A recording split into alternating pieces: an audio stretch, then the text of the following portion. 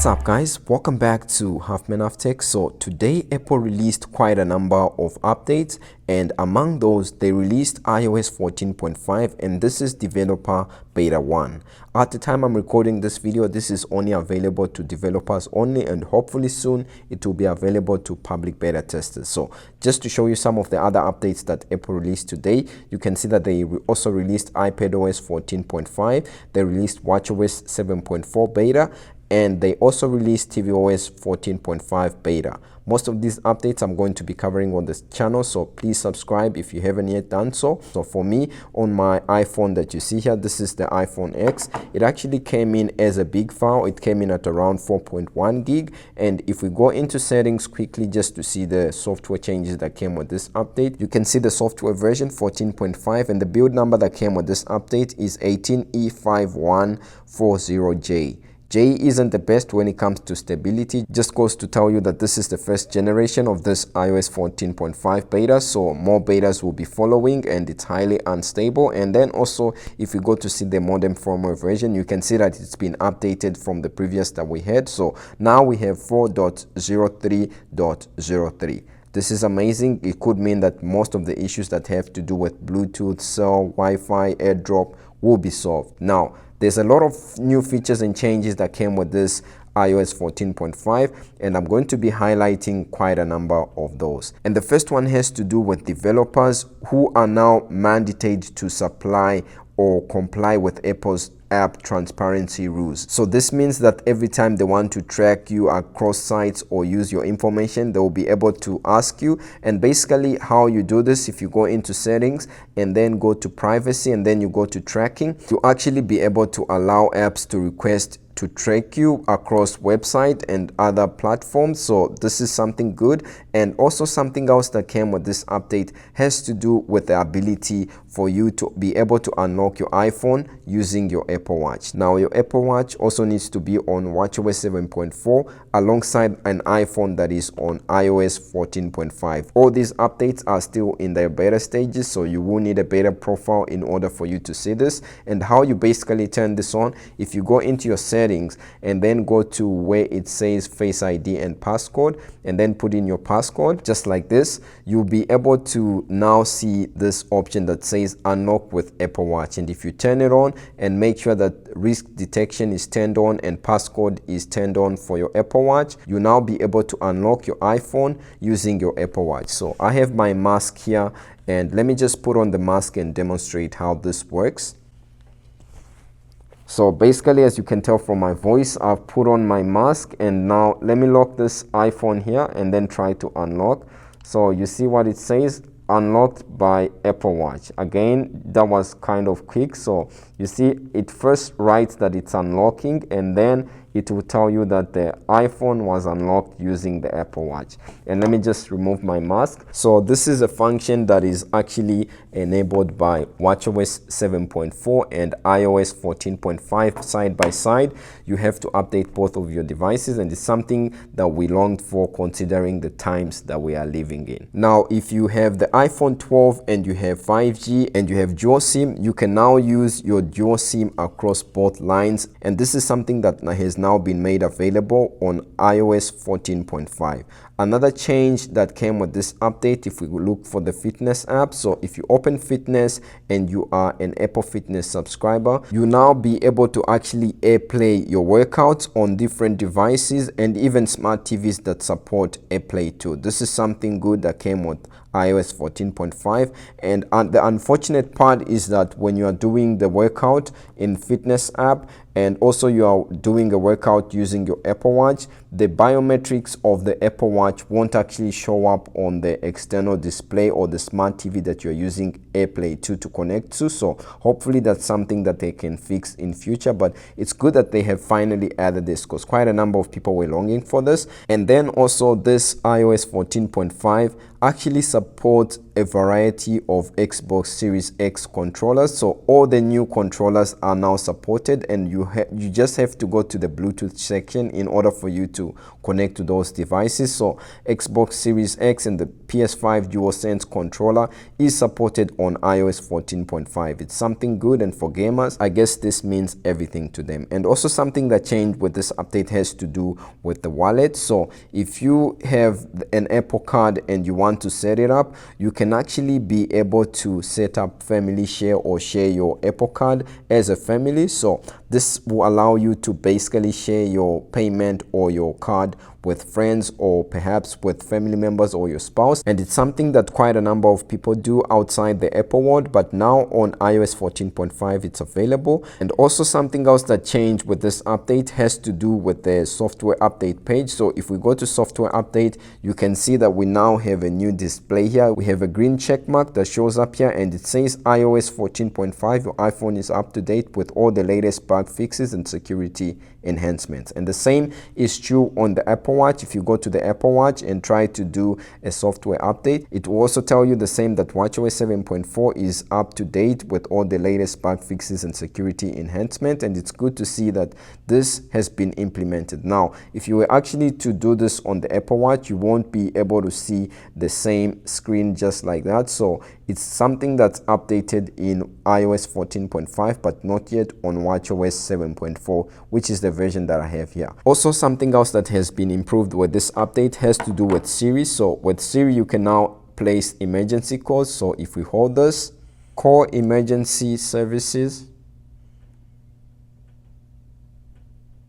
Okay, so as you can see, it's actually able to place an emergency services, and you can actually do the same on the Apple Watch as long as you have watchOS 7.4. Now, the podcast app has also been updated. Now, most of the updates that are in the podcast app have to do with UI changes, and now we have more prominent listings, and according to what you browse or what you search for, you'll be able to see more information or more media that has to do with that. So that is something good that came with this podcast. And also the browse or the search portion here has also been updated. It's something good. I don't really use it a lot, but it's good to know that for those that do, this has been updated. Now, within the Reminders app, it's also been updated. So if you open the Reminders app and click the three dots that you see there, you now have an option to sort by, and you can actually sort by due date, which is something that wasn't there, and it's been added on iOS 14.5. Also, with this update, the app library has actually been organized, so you can see that some of the things have been moved around, and this is something that you're going to see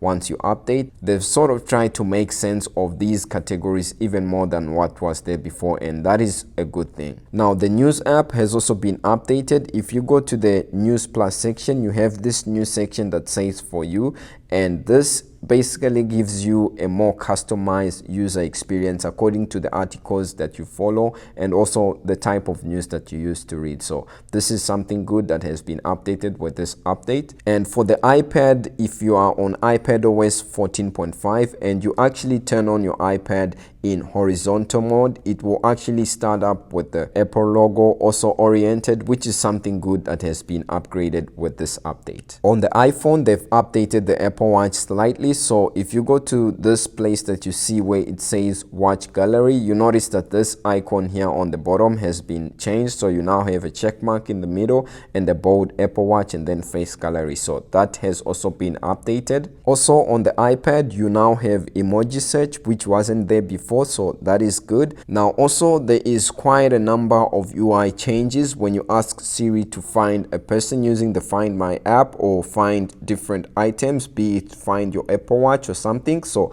that has also been updated with this update. Now if you use Beats headphones, you now have a new animation and also a new tone to depict the new beats. Those are not things that I have or use, but it's good to know that if you do have, they have been slightly updated with this update. Also, there have been some changes when it comes to the harness watch face. So if you have that watch face, you will notice that you now have like more variety when it comes to the color changes that you can make to that watch face. Now also with this update, Siri can actually be able to tell you of traffic conditions when you just sit in your car. So it's something that is suggested in the code but isn't yet fully here. And also the code seems to suggest that in future we are actually going to be getting more Siri commands, which means that it will be able to carry out more complex tasks. So it's something that's mentioned within the code and not yet out. Perhaps we'll see it in iOS 14.5 beta 2 or beta 3, or maybe when it officially comes out. But I'll be curious to see what are those things that Siri will be able to carry out. Also, iOS 14.5 mentions of the U1 chip for pairing with different cards. So it could be like what was illustrated at WWDC when they showed off how you can unlock your BMW using your iPhone. So this is interesting to see what this will be able to enable or turn on in future. It's something that's interesting. And also iOS 14.5 mentions that in the code in future it will be able to actually notice your spending and provide recommendation. I'm not sure how they are going to do that. Maybe they are going to do that using different financial apps that you use, or perhaps they are going to use the wallet app on the Apple Watch. So that is something that is rumored to be coming, and it's stated in the code of this OS. Now also something that's mentioned in the code, although not yet here, has to do with Shazam. So we do have Shazam here and it does listen for songs, but it's not